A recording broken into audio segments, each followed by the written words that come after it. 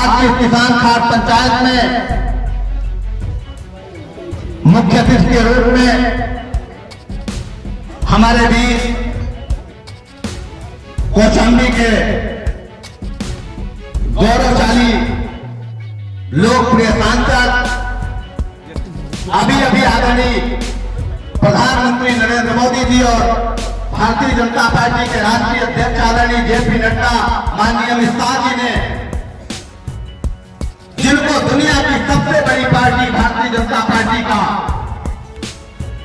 राष्ट्रीय मंत्री बनाकर कौशाम्बी को राष्ट्रीय राजनीतिक क्षितिज पर सम्मान दिया है, ऐसे हमारे लोकप्रिय सांसद आदरणीय विनोद सोनकर जी आपके बीच इस मंच पर विराजमान है।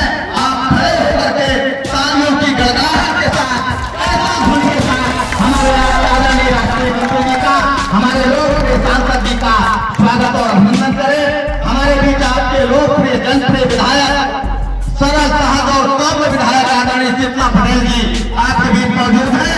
तालियों की गड़गड़ाहट के साथ आप माननीय विधायक जी का स्वागत और अभिनंदन करें।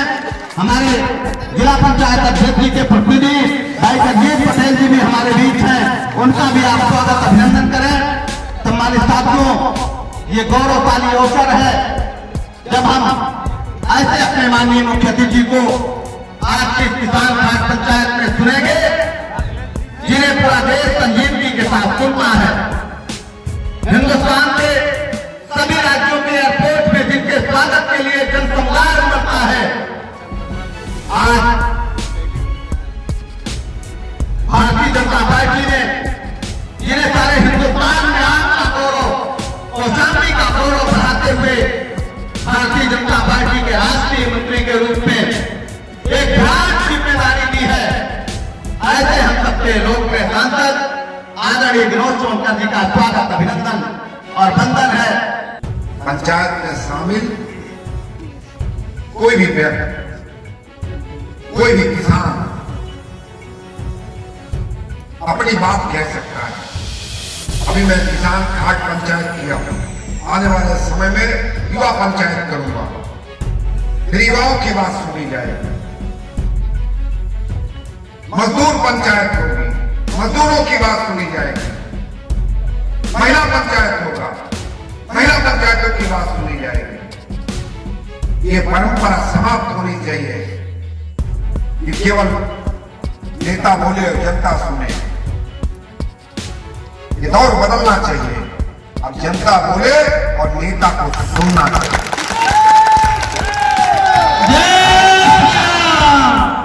और जो नेता ना सुने, जनता उसको बदल देना चाहिए। जिंदाबाद जिंदाबाद जिंदाबाद जिंदाबाद। इसलिए साथियों, मैं आपको सुनने आया हूं, आपकी बात समझने आया हूं। पार्लियामेंट चलती है तब भी फेसबुक पे मैं लिखता हूं कि अगर पार्लियामेंट में उठाने लायक कोई विषय हो तो मेरे वो मतदाता, मेरे वो भाग्य विधाता जिन्होंने पंचायत, देश की दुनिया की सबसे बड़ी पंचायत में मुझको भेजा है, वो मुझको सुझाव दे कि मुझको किस विषय को रखना चाहिए, कौन क्षेत्र के हित में है, कौन प्रदेश के हित में है, कौन देश के हित में है, कौन मानवता के हित में है। उसी को लेके ये पंचायत आ जाऊं। इसलिए आज किसान पंचायत है तो आज केवल किसान की बात होगी, नाली, सड़क, खड़ंजा हम फिर बात करेंगे।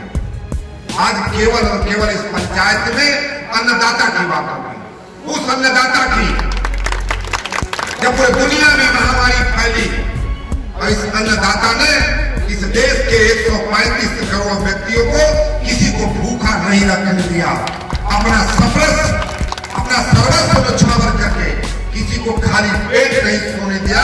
ऐसे अन्नदाता की बात है। लेकिन इसमें एक दो निवेदन है। एक किसान भाई जो बात उठाए, उस बात को दूसरा किसान भाई ना उठाए। सबसे पहले मैं सांसद जी आपको बधाई देना चाहता हूं कि जो सरकार ने हमारे किसान सम्मान निधि योजना चलाई है उससे किसानों को के आंसू पहुंचे गए हैं और किसान उस धनराशि को पा करके धन्य हो गया है।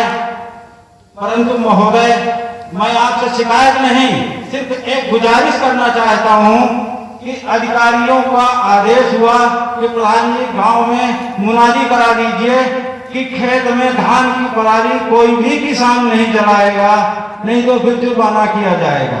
तो महोदय, ये मेरी शिकायत नहीं है, मैं आपसे करबद्ध निवेदन करता हूं कि इस संबंध में आप हमारा मार्गदर्शन करें। किसान, जब मैंने मुनादी महोदय जी करा दिया तो किसान मेरे पास आना शुरू हो गए और कहने लगे प्रधान जी आपने मुनादी तो करा दिया है, लेकिन इस प्रणाली को हम कहां ले जाएं और कैसे करें।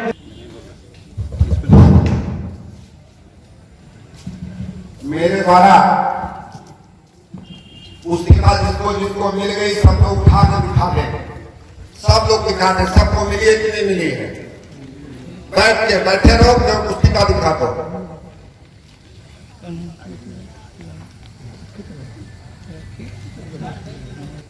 इस क्षेत्र के सामाजिक प्रधान और एसोसिएट किसान भाई नारायण सिंह जी ने एक विषय बताया पराली, और दूसरा विषय मैंने बताया किसान सम्मान निधि बहुत अच्छी योजना है। यहाँ बैठे लोगों से मैं जानना चाहता हूं कि किसान सम्मान निधि में कितना पैसा मिलता है? साल में 6,000। कोई जानता हो तो बोले। कितना है? कितना है बोलिए? 6,000। सबको जानकारी हो गई ना? कौशाम्बी जनपद में कितने किसानों का इसका लाभ मिल रहा है, जानकारी है? जानकारी नहीं है ना? 1,97,000। कितना?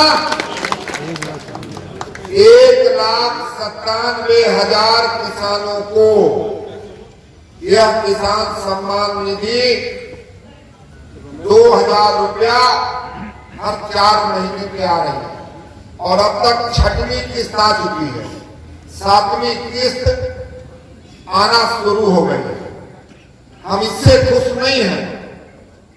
हमको चिंता ऐसे किसानों की है जो पात्र है उनको नहीं मिल रहा है। इसलिए जो भी किसान जिसको किसान सम्मान निधि नहीं मिल रही है, अब इसकी व्यवस्था ऑनलाइन कर दी गई है। सहज सेवा केंद्र पे जाइए, ऑनलाइन से अप्लाई करिए और कागज तहसील में जमा कर दीजिए, पैसा सीधे प्रधानमंत्री आपके खाते में भेजेंगे। इस जनपद में 52,000 किसानों का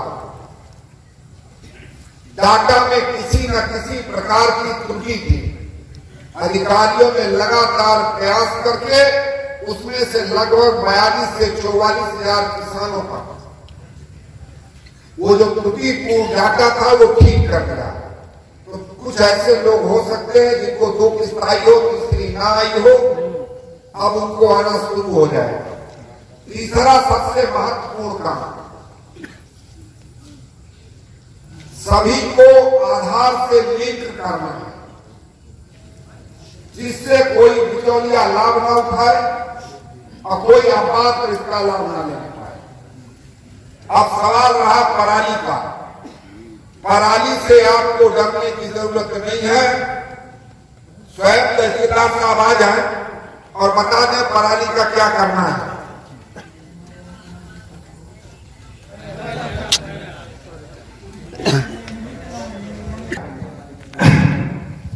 पराली के लिए उसकी व्यवस्था पर ग्राम्य विकास विभाग और पशुपालन विभाग उसकी व्यवस्था करेगा। उसके निस्तारण के लिए आप लोग अपने खेत से पराली निकाल किनारे कर दें। इसके बाद ग्राम विकास विभाग उसको इकट्ठा करा करके उसको भूसे के रूप में इस्तेमाल करेगा और गोवंशों पे के लिए वो ले जाया जाएगा। दोस्तों,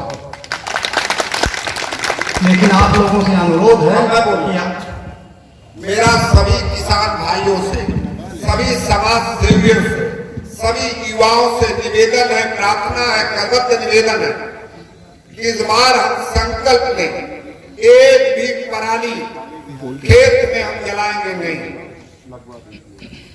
उस सभी पराली को अपने खेत में इकट्ठा करेंगे,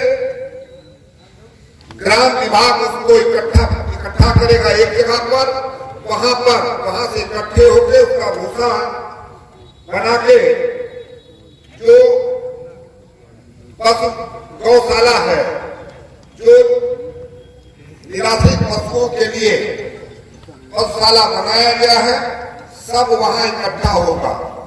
आपके पराली न जलाने से 2 लाभ, एक तो वायुमंडल दूषित होने से बचेगा और दूसरा जो निराश्रित पशु हैं उनके साल भर के भोजन की भी व्यवस्था हो जाएगी।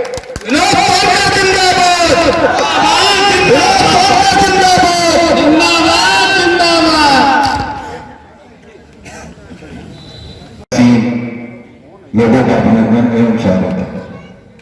जैसा कि सर किसान की बात आती है, हम लोग एमपी में रहते थे, अब यहाँ पे आए हैं पिताजी के बाद में, तो यहाँ पर खेतों में जो ये पैरा इकट्ठा करने की बात में आपने बताया है, ये सत्य है कि हम लोग 2 लाभ मिलेगा।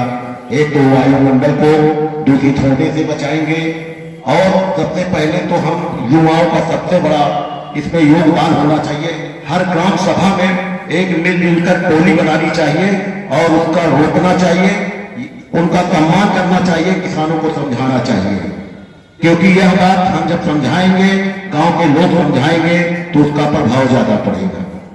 दूसरी बात सर, यहाँ पर जो गैस वितरण हुआ था किसानों के लाभ के लिए हुआ है, उससे कई मतदाताएं अच्छा रूप जो गैस सिलेंडर वितरण हुए थे सर, उससे निश्चित लाभ मिला है। कई गरीबों के चूल्हा जल रहे हैं, वहां पर लकड़ियां भी नहीं काटी जा रही, जंगल नहीं काटे जा रहे और वायुमंडल को दूषित होने से बचाया जा रहा है। ये सरकार की सबसे बड़ी उपलब्धि है। मैं एक मुस्लिम परिवार से हूं, मैं मध्य प्रदेश में अल्पसंख्यक भाजपा का जिला मंत्री भी रह चुका हूं। यहाँ पर सुलेमान साहब थे, मुझे जिला मंत्री बनाया। मैं गांव में एक ऐसा व्यक्ति इंतजार करता हूं जो भारतीय जनता पार्टी का नेतृत्व कर रहा हूं और भारतीय जनता पार्टी के साथ में हूं। मैं पढ़ा लिखा लोग में से हूं, मैं पढ़े लिखे में हूं, मैं किसी के बहकावे की बात नहीं करता हूं। जो सत्य है वो सत्य है। सरकार आज 100% बिजली पानी जैसे उपलब्धियां गांव गांव में चमक रही है, इस बात का प्रमाण है। मैं कोई यहाँ पर वो करने नहीं आया। एक रिक्वेस्ट है सर, यहाँ पर हमारे आने के बाद हमारे जैसे कि किसानों की बात हो रही थी, किसान का बेटा हूँ, हम लोग आए हैं सर। हमारा खेत जो है, मैंने अभी शनिवार को वहां पर दिया था थाना दिवस में, हमारा खेत का मामला सर, हमारे ही परिवार के खेत को दबा दिया गया है सर। मैं आपसे रिक्वेस्ट करता हूं कि जितनी खेत, जितना जगह हमारा कागज पे है उतना दे दिया जाए। एक्स्ट्रा जमीन जो भी है किसी गरीब को दे दिया जाए, मैं इससे संतुष्ट रहूंगा सर। धन्यवाद सर।